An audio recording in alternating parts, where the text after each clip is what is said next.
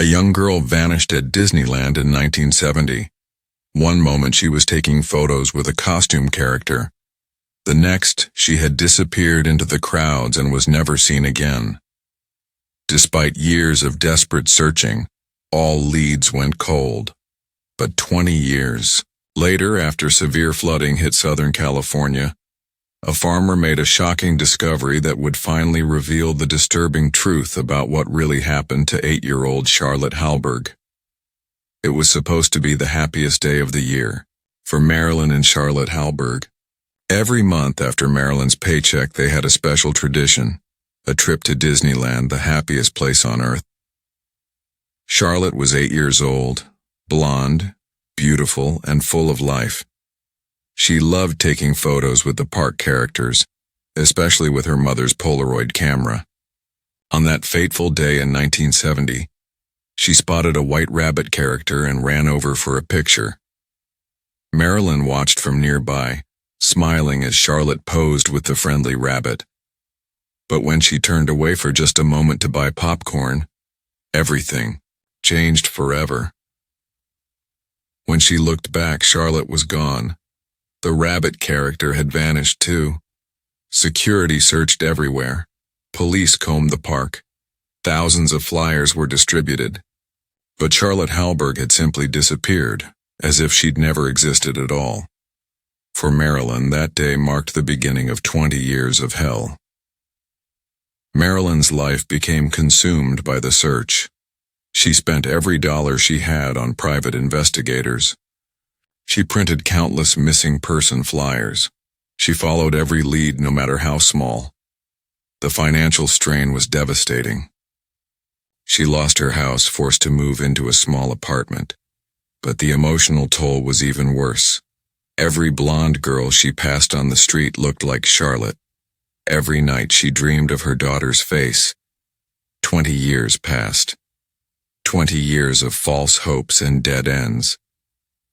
20 years of a mother's worst nightmare, wondering if her child was alive or dead, safe or suffering. By 1990, Detective Nolan Berea rarely called anymore. The case had gone cold. Charlotte Hallberg was just another missing child statistic. But then, everything changed. In 1990, Southern California was hit by the worst flooding in decades. When the waters receded, a farmer named James Beckett was checking his property near Disneyland for damage. That's when he saw it. A red suitcase, partially buried in a dried-up sewer channel. Inside that suitcase was something that would crack, the case wide open. A decaying rabbit costume and a child's blue dress with embroidered daisies. When Detective Berea called Marilyn that morning, she almost didn't answer. She'd learned to protect herself from false hope, but something in his voice was different. "This is substantial, Marilyn. We need you to identify some items." At the scene, Marilyn's world tilted. The dress was almost unrecognizable after 20 years, underground. But she knew immediately. She had made it herself. She remembered having to redo the hem because she'd measured wrong. But the rabbit costume told a different story. This wasn't an official Disney costume. It was handmade, altered, and somehow wrong. The costume led them to Elias Crera, an elderly man who ran a costume shop in Santa Ana. When Marilyn showed him the photos, his eyes widened with recognition. "This costume has been altered," he said, pointing to specific seams. Someone changed the expression. "In your original photo, the rabbit looked happy and friendly. But these alterations, they made it look sad, even scary." Then Elias remembered something crucial. Years ago, someone had brought him a sketch, requesting these exact alterations. The sketch was identical to the altered costume, but the real breakthrough came from Elias's son, Benjamin. Benjamin had obsessive-compulsive disorder, and in the 1980s he had painstakingly entered every one of his father's receipts into a computer database. After an hour of searching through thousands of entries, Benjamin found it. Costume alteration. Nose button replacement, facial seam work, rabbit head. Customer name, Raul Dreyfus. Payment, cash. Date, May 15th, 1970. What happened next was like something out of a nightmare thriller.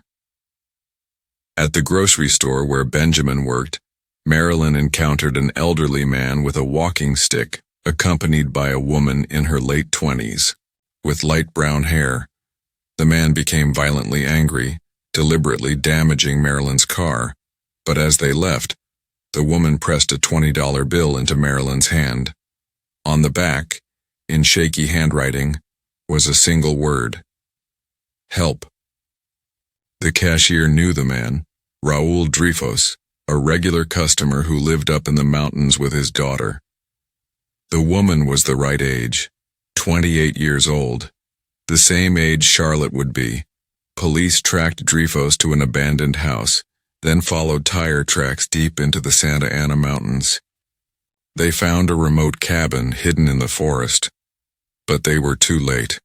Dreyfus had doused the cabin in gasoline and set it on fire, intending to kill both himself and his captive rather than face justice. That's when Benjamin Crara became a hero. Despite having no obligation to risk his life, he grabbed bolt cutters and plunged into the burning building. Through smoke and flames, he cut the chains that had held a woman prisoner for 20 years. As paramedics treated the woman for burns and smoke inhalation, Marilyn waited in agony. After 20 years of searching, was this really her daughter? When the woman looked up from the gurney, her voice damaged by smoke, she spoke the words Marilyn had dreamed of hearing for 2 decades. "Thank you, Mom." Charlotte was alive. After 20 years in captivity, 20 years of believing her mother was dead, 20 years of psychological manipulation and control, she was finally free. Raul Dreyfus confessed to everything. He had been obsessed with Charlotte, stalking the family, learning their routines. He had obtained the costume specifically to lure her away from Disneyland. For 20 years he had kept her isolated in remote locations, moving her whenever she tried to escape, convincing her that her mother was dead and that he was all she had left in the hospital. As Charlotte and Benjamin recovered from their injuries, Marilyn reflected on the incredible chain of events that had led to this moment. A flood had exposed evidence hidden for decades. An elderly tailor had recognized altered seams. A young man with OCD had preserved crucial records. And a woman's desperate plea for help had been heard by the one person who would never stop looking. Sometimes, Marilyn realized, we never know how our actions might help someone.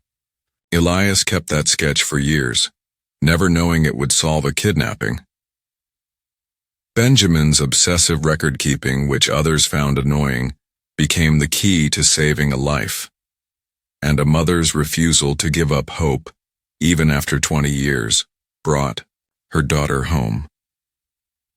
The Polaroid photo Marilyn took in that hospital room wasn't perfect. They were bandaged, exhausted, in a sterile medical setting. But to her it was the most beautiful picture she'd ever taken. It showed 4 faces, a mother and daughter reunited after decades of separation, and 2 heroes whose actions had made that reunion possible.